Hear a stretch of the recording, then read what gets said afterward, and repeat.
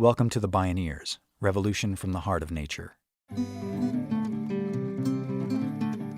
Restorative justice is a justice that heals. You could say that our justice system harms people who harm people to show that harming people is wrong.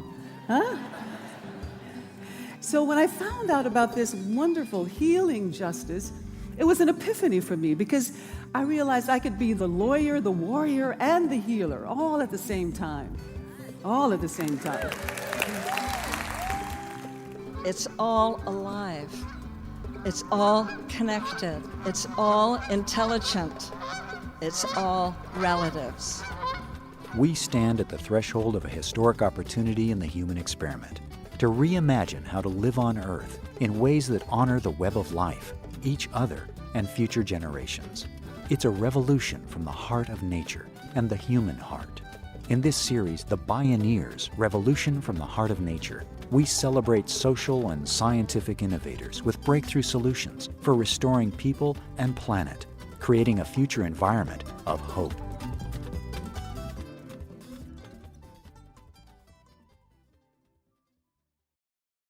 Support for the Bioneers' Revolution from the Heart of Nature is provided in part by Organic Valley Family of Farms, funding also provided by a grant from the Park Foundation, and by the generous support of listeners like you.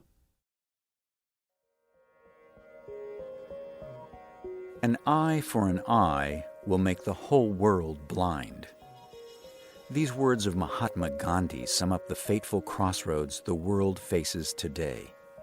Over the past half-century, the U.S. justice system has substituted rehabilitation with retribution.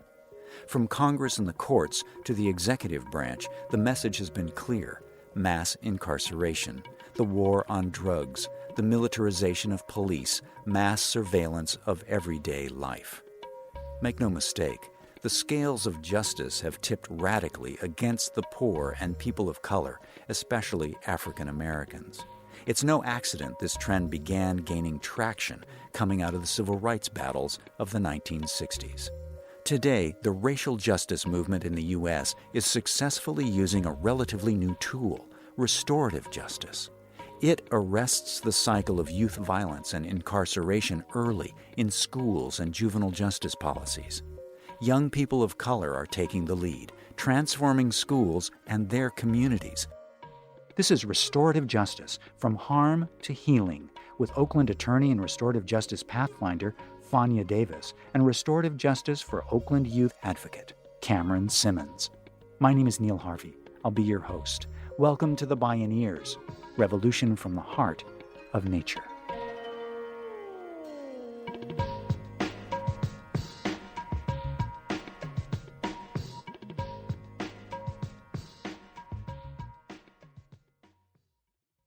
I want to greet you with a Zulu traditional greeting. Sawubona, sawubona. If I meet you in the marketplace or I meet you on the road, I would say, sawubona, sawubona. And this means, I see you. I see your spirit. I see the gift that you are to the world. I see your authentic self. That really sums up the work that we're doing in Oakland with youth. Seeing them, even when they may be cursing us out. And just continuing to see them until they begin to see themselves, and until they begin to see who they truly are. It's very sad when I see the violence that our youth face today, the danger, the abuse, the trauma, from structural violence, from police violence, from community violence, is just overwhelming.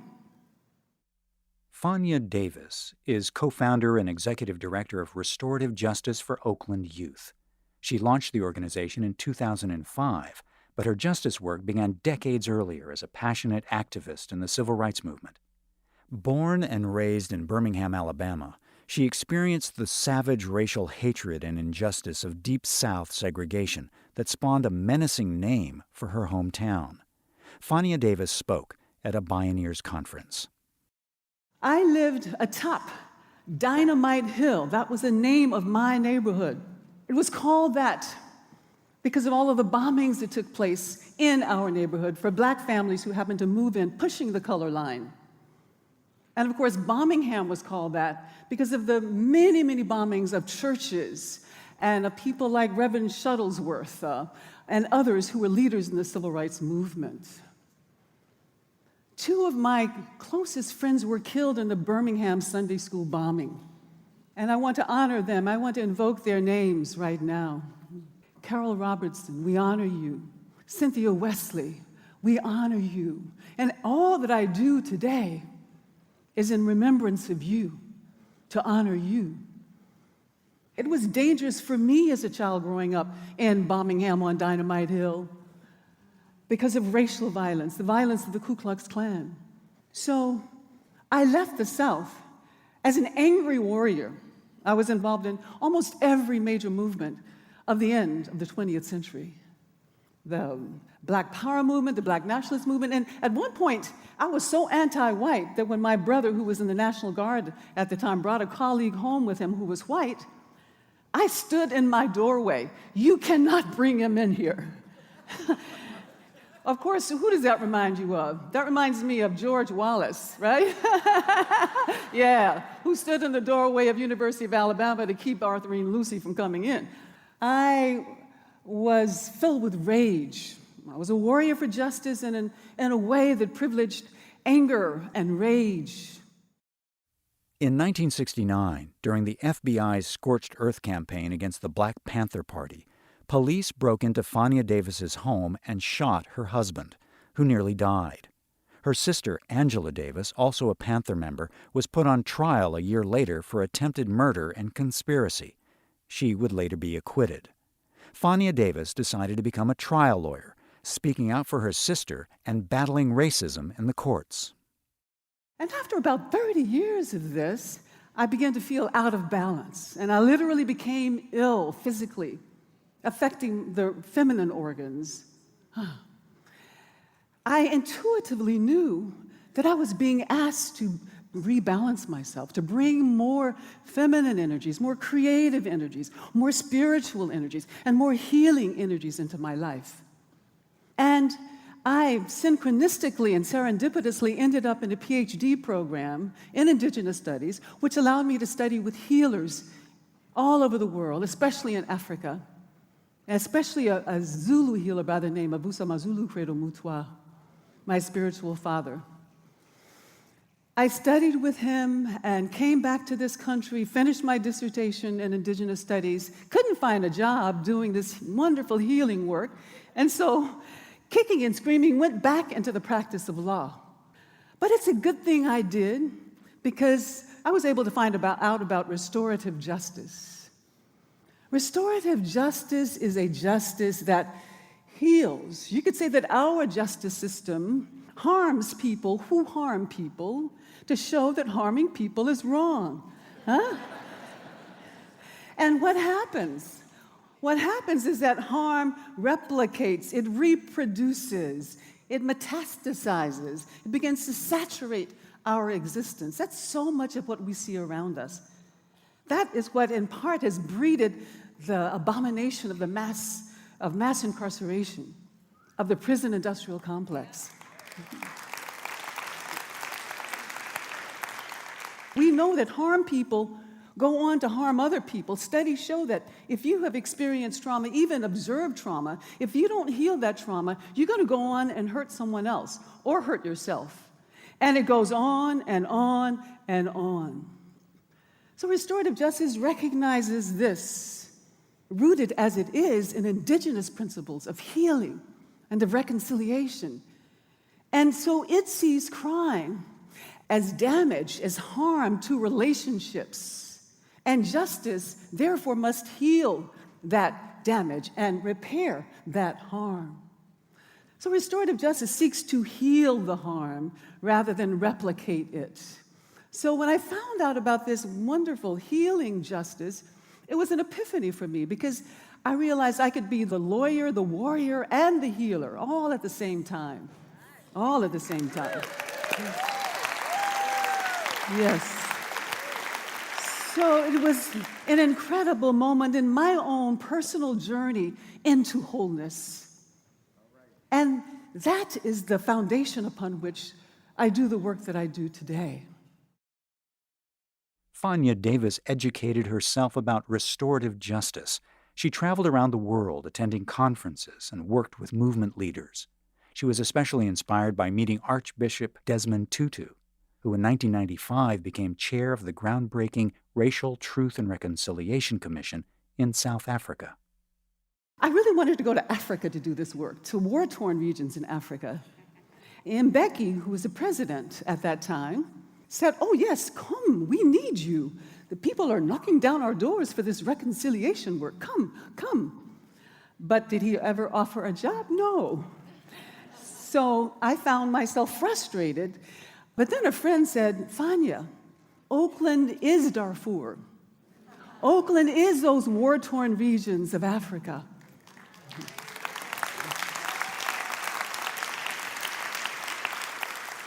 Of course, Oakland is much, much more than that as well.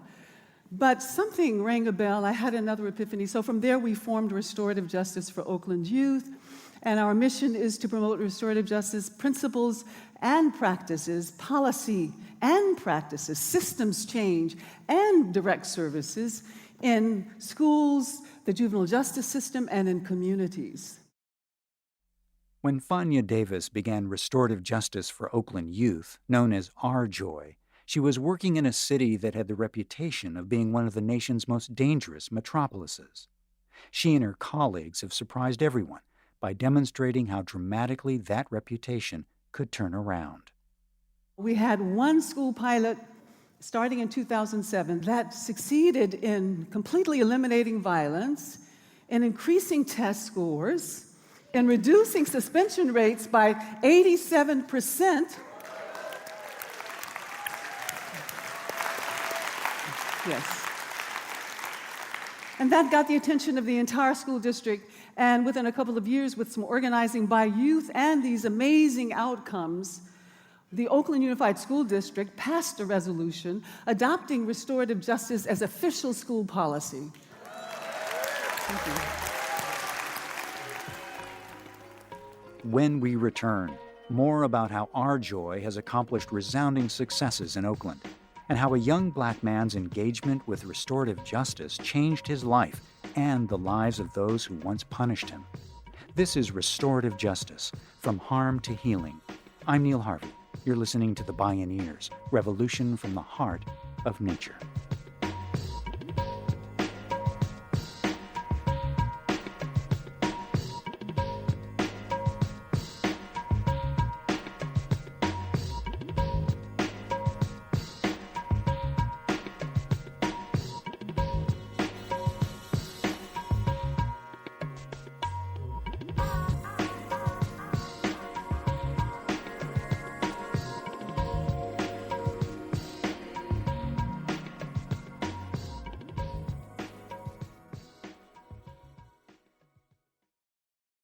To explore all available Bioneers radio shows, video programming, and more from Fania Davis, please visit Bioneers.org. Restorative justice is versatile because it's a worldview and a practice. Today it's being successfully used in domestic violence cases, community disputes, and workplace conflicts. Judges and district attorneys are applying it to reduce recidivism rates in prisons and the juvenile justice system. What Our Joy is now showing is how restorative justice can transform public schools with an upstream intervention that interrupts the cycle. At the heart of Our Joy's process are various types of facilitation circles, such as the Welcome and Reentry Circle. It's for youth who return to school after an absence, often because of suspension or incarceration. Again, Fania Davis. We also have community building circles that very often happen in the classroom. Everyone on the school campus is trained in restorative justice, and teachers do community building circles, value circles, talking circles, celebration circles in the classroom. And then we have conflict circles as an alternative to suspension, as an alternative to school-based arrest. It is these kinds of circles that begin to interrupt the school-to-prison pipeline. Reducing suspension rates is huge because we know that when a child is suspended only once, their chances of being incarcerated triple, and their chance of dropping out doubles. And if you drop out, your chance in Oakland is 70% that you will be incarcerated. And all of the state prisoners in California and around the country, of all of them, 75% are high school dropouts. So this work that we're doing in schools is a real upstream intervention that's meant to interrupt cycles of mass incarceration, racialized mass incarceration, and also the school-to-prison pipeline. Fania Davis works with Cameron Simmons, a young man who engaged with restorative justice when he was 17 at Oakland's Ralph Bunche High School after years of conflict with teachers. Simmons shared his story on a panel with Davis. I've been suspended from various schools starting back to the age of 4. I have a total of over 150 in-school, out-of-school suspensions, a total of 4 expulsion hearings, 3 expulsions, and I was on probation from the age of 13 to 17. The first time I was ever suspended, I was suspended for theft of my own candy. At the age of 4, we usually start preschool, and, as a normal preschooler, I'm not used to being without my parent. So my mom would give me candy. My favorite was a pack of original Skittles, the red pack, Being 4, my attention would be more on the Skittles than school, I guess. So my principal took my Skittles away from me, put them in his office, and I seen him lock his door. Me being 4, I knew I couldn't unlock the door, so I grabbed a chair, put it against his wall, and I climbed through the window, grabbed my candy back, and that was my first suspension for theft. That was just the beginning of an escalating cycle of punishment that Cameron Simmons experienced throughout his years in school. He spoke with us at a Bioneers conference. I was in the 4th grade, and I forget what assignment we were doing, but my mom always taught me, there's no such thing as a dumb question. If you have a question, 9 times out of 10, somebody else has that same question, so you should feel free to ask. And you being my teacher, I should feel comfortable asking you, So I asked my teacher about the assignment, and she made fun of me in front of the whole class, which angered me. And I flipped the desk and walked out in the 4th grade. I got suspended. She told the teacher that she didn't do anything, that I was just irate. I was just, mad over no reason. And I just flipped the desk and left, You were brought up, before this thinking some way, and you go to school and they teach you that stuff that you've learned at home, the person that you thought you were, you might not really be that person. You might be a bad person. I've had teachers tell me that maybe I shouldn't go to school, that maybe that's not for me. Cameron Simmons' school days devolved into a vicious cycle of perceived crime and punishment. When he was 13, playing in the lunchroom, he threw a pint carton of milk at a friend. The principal called the police. Simmons was charged with assault with a deadly weapon and put on probation with an ankle monitor for 4 years. He dropped out of high school and left home. He began living in abandoned apartments, falling in with gangs. Then, when he learned that Ralph J. Bunche High School in Oakland was implementing restorative justice practices, he decided to give school one last try. He could tell right away it was going to be different. For starters, the teachers took the time to warmly welcome each student. My first circle was my first day. The assistant principal put me in the restorative justice room with my mentor now. I forget what the circle was about, but it was for the men at the school. And we were talking about our feelings. The circle of men talking about their feelings in Oakland, it's not really heard of. They let you know that it's okay. Whether you want to cry, whether there's something going on in your community, whether there's something going on in your family, they're there to listen, and they're there to help, Restorative justice gives you that comfortability because, like I said, it's a support team to let you know it's okay to be you. We'll support you however you are. Wherever you at right now, we'll help you get farther. And help you be self-sufficient. It's a pair of shoes to your socks to help you take an extra 2 steps forward. After finishing his homework, Cameron Simmons spent weekends at training workshops to learn about the history and practices of restorative justice. He also learned to train others. Simmons is now 21 and serves as Our Joy's youth advocate. This is the opportunity for me to get the youth voice heard. I'm doing it for little Billy and Sally. I'm doing it for people that I've seen that I know what they go through. I'm doing it for people that I don't know what they go through. You know, I try to outstretch my arms to the world. I'm trying to change the world, day by day, hour by hour, minute by minute, one person at a time. I can do it. Today, ironically, Cameron Simmons teaches teachers and administrators about effective restorative justice practices for their students. The wheel has gone round in the most surprising ways, as Fania Davis witnessed. So we were training 7 school districts down in Fresno, Central Valley, California. And I was sitting right next to Cameron, and he says, "You see those guys over there? They expelled me when I was going to school in Stockton." And it was just perfect. I mean, first of all, I have to acknowledge him because he was cool. He was cool as a cucumber and didn't show any resentment, any negative, any anger, nothing. And then they came up during the break and shook his hand and acknowledged him. And I just thought it was really synchronistic that these people happened to be there. The same ones who suspended and expelled Cameron. And Cameron is here 5 years later teaching them about why suspensions and expulsions aren't helping. Our Joy has facilitated circles throughout Oakland to address tense and often dangerous relationships among police and communities of color. The result of one circle was a plan for students at Ralph Bunche High School to play basketball against a police team. The students won. Some of the officers became mentors for students, seeing them after school and in the evenings. Some Oakland cops are now participating in Our Joy trainings. After they graduate, Our Joy students are returning to their high schools to facilitate circles. Cameron's story, like many others today in Oakland, shows how replacing the vicious cycle of harm with a virtuous cycle of healing can restore not only justice, but people and peace. The reason that Cameron stood before you here today is because by the time he was in 12th grade, he finally came to a school where even though he was sagging, even though he was wearing a hoodie, even though he was grumbling, they embraced him before he had crossed the threshold of the school. The principal, the vice principal, even the school security officers.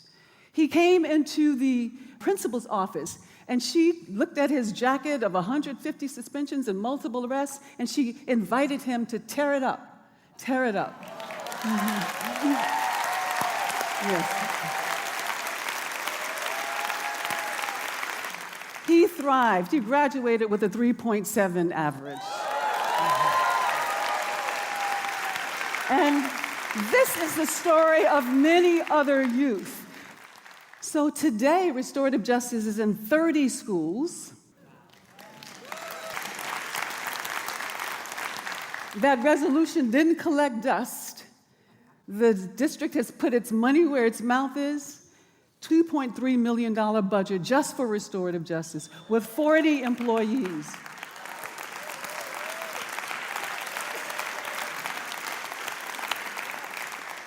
And now the Oakland Unified School District is looked at across the nation as a model of restorative justice, of school-based restorative justice. For Fania Davis, this very different vision of justice can and must spread widely, from the personal to the societal and global. And, she says, we stand at an epic crossroads of history. History is asking us to become healers. We are so good at causing harm at every level. We are experts at that. And it's become clear on every level, ecologically, socially, on every level, that if we don't learn to become healers, all of us, not just the acupuncturists and not just the medical doctors and not just those who heal the human body, but history is asking all of us to become healers wherever we are. So I want to thank you for answering history's call so that we will have a future for the 7 generations to come.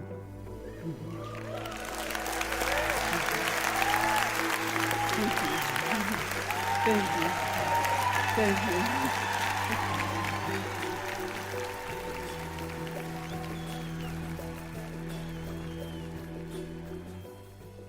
The recidivism rate in California prisons is 70%, costing taxpayers over $46 billion annually. About 75 to 80% of prisoners nationally are high school dropouts. The justice system is a bust, and we now know it starts with a school-to-prison pipeline. Fania Davis and Cameron Simmons are showing how restorative justice can change all that, and why history is calling upon us all to become healers. Restorative justice, from harm to healing.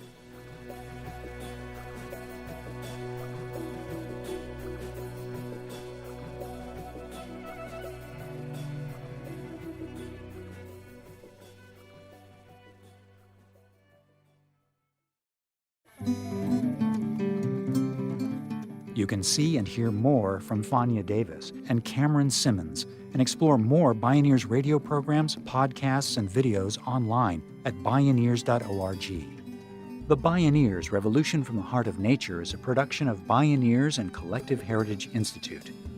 Executive producer Kenny Osabel. Written by Kenny Osabel. Senior producer and station relations Stephanie Welch. Host and consulting producer Neil Harvey. Program engineer Emily Harris. Production assistants Tina Rubio and Melanie Choi. Interview recording engineer Emily Harris. Our theme music is co-written by the Baka Forest People of Cameroon and Baka Beyond from the album East to West. All royalties from Baka compositions and performances go to the Baka Forest People through the charity Global Music Exchange. Find out more at globalmusicexchange.org. Additional music was made available by Sounds True at soundstrue.com. The opinions expressed in the Bioneers Revolution from the Heart of Nature are those of the presenters and are not necessarily those of Bioneers and Collective Heritage Institute, the underwriters, or this radio station. My name is Neil Harvey.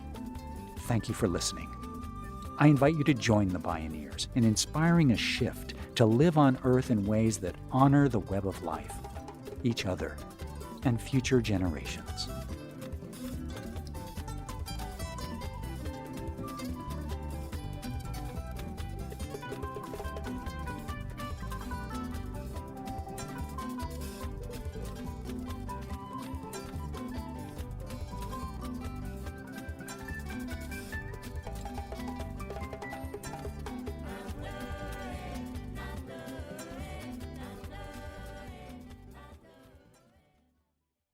This is program number 0816. This program was made possible in part by Organic Valley's pasture-raised organic dairy products, bringing the good from our family farmers to your table at organicvalley.coop. Funding also provided by a grant from the Park Foundation, dedicated to heightening public awareness of critical issues, and by the generous support of listeners like you.